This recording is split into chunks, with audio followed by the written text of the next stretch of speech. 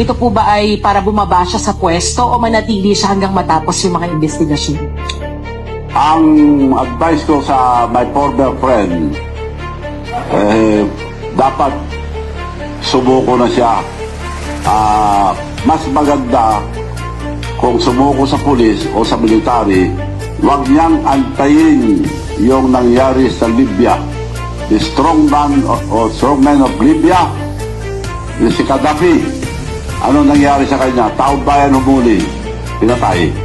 So, Bongbong Marcos, my former friend, kausapin mo ng military o police, better surrender. Wala ka ligtas dito.